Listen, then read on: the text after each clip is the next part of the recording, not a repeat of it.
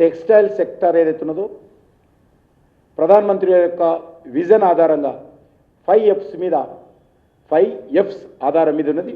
F అంటే first farm, fibre, factory, fashion, foreign.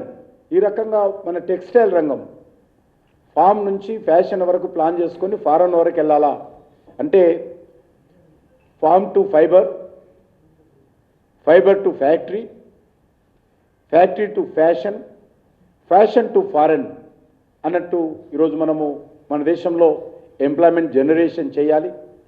మన దేశం యొక్క మరి ఈ యొక్క టెక్స్టైల్ రంగానికి సంబంధించినటువంటి దేశంలో ప్రోత్సాహ చేయాలి. ఎందుకంటే ప్రపంచవ్యాప్తంగా రానున్న రోజుల్లో దేనికి డిమాండ్ ఉన్నా లేకపోయినా టెక్స్టైల్ రంగానికి కొదవ ఉండదు. టెక్స్టైల్ ఈరోజు ప్రపంచవ్యాప్తంగా భారతదేశానికి సంబంధించిన టెక్స్టైల్కి అద్భుతమైనటువంటి డిమాండ్ ఉంది.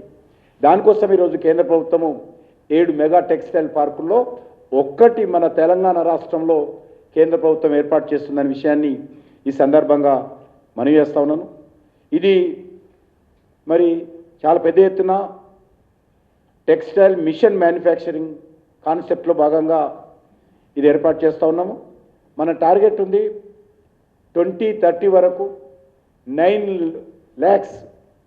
లక్షల విలువైనటువంటి టెక్స్టైల్ ఉత్పత్తులను ఎక్స్పోర్ట్ చేయాలి. డొమెస్టిక్ పక్కన పెడితే 9 లక్షల రూపాయల విలువైనటువంటి టెక్స్టైల్ ఉత్పత్తులను ఇతర దేశాలకు ఎగుమతి చేయాలనేటువంటి లక్ష్యంగా పెట్టుకున్నాం. ఆ దిశలో చాలా వేగవంతంగా ముందుకెళ్తా ఉన్నాం.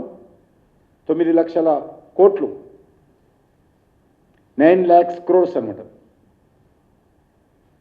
అందులో భాగంగానే మనము ఈ టెక్స్టైల్కి సంబంధించి టోటల్గా ఇంప్లిమెంట్ ఏజెన్సీ స్టేట్ గవర్నమెంట్స్కే పూర్తి స్వేచ్ఛనిస్తూ ఉన్నాం మనం.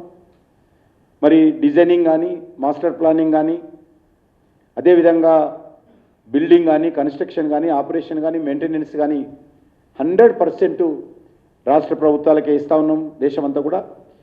ఇది కూడా మన జైరాబాద్లో ఈ బిల్డింగ్ ఇన్ఫ్రాస్ట్రక్చర్ కోసం 1695 crores బిల్డింగ్ మరి దానికోసం మనం ఖర్చు పెడతా ఉన్నాం. అదే కాకుండా ఇది వరల్డ్ క్లాస్ ఇండస్ట్రియల్ సిటీగా ఏర్పాటు చేయాలా అనేటువంటి కాన్సెప్ట్ తోటి ముందుకెళ్తా ఉన్నాం.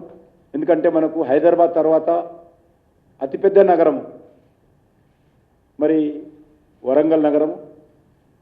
ఇది ఒక సాధారణ నగరమే కాకుండా మన భారతీయ సంస్కృతికి, భారతీయ కళలకు, మన చరిత్రకు అద్దం పట్టేటువంటి అద్భుతమైనటువంటి నగరము.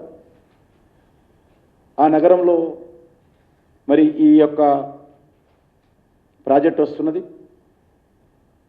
అందులో భాగంగానే 1,00,000 మందికి ఉద్యోగాలు కల్పించాలి అది పూర్తయిపోయిన తర్వాత అనేటువంటి కాన్సెప్టు.